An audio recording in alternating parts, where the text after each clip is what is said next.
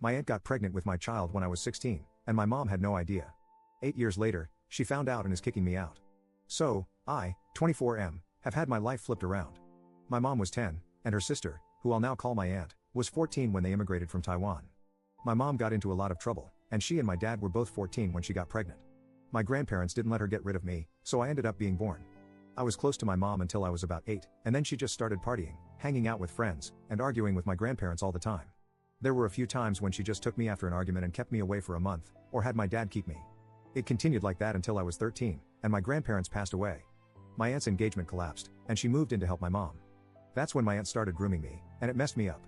My grades dropped, I started screaming at mom, and blaming how she used to act for my actions. I got into fights at school, and I was so afraid of my aunt to the point where I'd start cuddling with my mom all night just to stay away from her.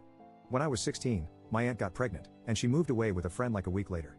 She came over once after the baby, David, was born, and when my mom went out for a little bit, she made me hold him and took a photo of us, saying I should hold my son while I can. Then she moved with David to Taiwan and started living with a cousin. I have tried to forget everything she did to me. I graduated with honors and got a wonderful job. I have tried to make my mom proud. I just got her a car. She calls my fiancée the daughter she never had.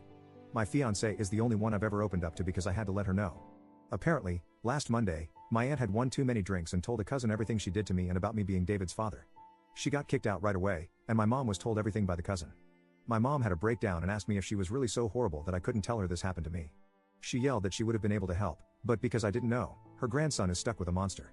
She kicked me out, saying I must have never forgiven her for how she used to act. I've talked to my fiancée about it, and she said my mom just needs time and can't fathom the idea that she has a grandson she can't help. Was I wrong to never tell her? Update 1. It has been a rough month and a bit since I last posted. The day after my post, my mom called me back home and said we needed to talk. When I came back and sat down on the couch to talk, she just started crying, so I started crying too. She calmed down first, but I kept crying, and it's embarrassing to write, but I fell asleep. My mom woke me up, and we had to talk about things. I told my mom how, because of how provocative my aunt was and how other kids would tease me whenever they'd see her, I was so confused when things were happening, and I was trying to push it all down and away.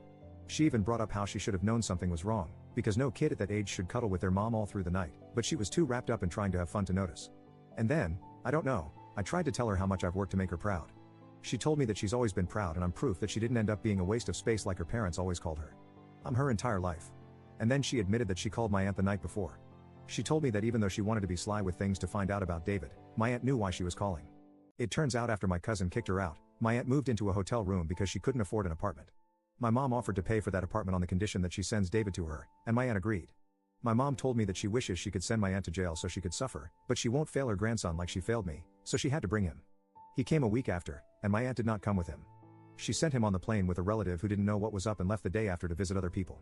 He was really quiet and confused, and my mom took him around everywhere, trying to get full custody of him right away. I don't know anything about this legal stuff, or how he was even allowed to come with a guardian, but my mom has told me not to worry about it and that she's handling it. He did refer to my mom as his aunt when he came, but as soon as our relative left, she made him start calling her grandma. As weird as it's been, he's also been calling me dad. He seemed uncomfortable with it at first, but he's kind of gotten used to it. My mom has loved being a grandma, and David is already really attached to her. I know it's only been a little bit since he came, but it reminds me of myself at that age with how I used to cling to her. She has introduced him to all her close friends. Whenever they ask about his mom, she just says that she's in Taiwan and sent him over for a better life with us since I'm getting married. Yesterday, my mom talked with me and pointed out some strange stuff with David that she's noticed, and expressed her belief that my aunt was starting to do to him what she had done to me. I don't really know what to do with that info. My fiancé has told me I just need to keep handling it like I'm doing and stay confident. I'm doing my best, but with how things have been, I don't know if it's good enough. That said, I do feel like I'm mentally better knowing my fiancé is good with my mom taking in David, and my mom and I clearing things up about what my aunt did. Update 2. I don't really think I'm going to keep doing these. Maybe I'll do one way into the future if I feel like it, but I felt I needed to give another update because I got a lot of messages about my aunt, and I felt I needed to get some things off my chest. I do wish things were different, and I wasn't in this situation, but I am in it, and I have to see the good because the bad can be too much. I know some people would love it if I made this update about going on Facebook or Twitter and blasting my aunt on it, and the police in Taiwan locking her away for life, but it's not. It's hard to write or talk about her outside of something which I know is private like this. And if I had to think, that's because I still feel guilty and conflicted and almost wonder if I deserved it or if I wanted it, even though I know that's not true. I hope that she lives a terrible life, but what's best for me is staying separate from her forever, and I won't be doing anything to associate with her again. A lot of people had an issue with my mom forcing David to call me dad or father while taking the title of grandma. And I won't lie, it is weird and uncomfortable, especially because I don't feel like a father, and I don't even know what that means. But it's not making me feel sad or mad or anything, Just a little offbeat, and I don't think it's anything to be angry over. As for the rest of it, my mom officially has custody of David. I don't know how the process went, I don't know how it happened so fast, or if it was even fast. I do know she did get sent documents from my aunt's lawyer in Taiwan, but she's kept me uninvolved to avoid stressing me. The thing is that one day, David said something about his mom needing him to make babies. My mom honestly cried harder than she ever has that night, and when I went to her, she just kept crying, hugging me, and saying she's sorry. I do hope that David will snap out of it soon. He does like seeing the child psychologist my mom takes him to. She's gotten David into school, but because of his situation, they have meetings with a school district psychologist. She's got him a translator because his English isn't that good, and apparently the school's resource team is setting up something called an IEP. As for David himself, it's weird that he misses his mom, but he does. I understand missing Taiwan and being scared of a new place, but I don't know why he misses her, especially since she was doing that to him. He has become really attached to my mother, and she loves being a grandma. She joked to me one day that the best thing is that nobody at work flirts with her anymore because she's a grandma. I guess the line for some guys is that she's a grandma before she's 40. She takes him to the temple, the park, loves cooking traditional food for him, and always speaks in Mandarin with him. She even went out and bought a lot of parenting books and signed up for a class to make sure she can do it right even when it gets tough. Our interactions have been limited, and I think he's scared of me, but my mom has told me over and over again that it's alright, and I don't have to do anything I don't want to do. I did ask her why she's not forcing me to be more involved, and she just said she feels it'd be wrong to force me. Another thing that happened is that my father found out about David. My father's not really in my life, he has his own wife and kids, and he's focused on them. I'm an adult now, so I'm at peace with what our relationship is. Honestly, this was the first time in months I talked to him, and before that, it was last year when he updated his will because he decided he wanted me to be the one to inherit his car. Apparently, one of my mom's friends let him know about David, and he showed up unannounced with his kids, making them carry 2 crates full of toys while himself holding a new Xbox. Much more than he's ever got for me.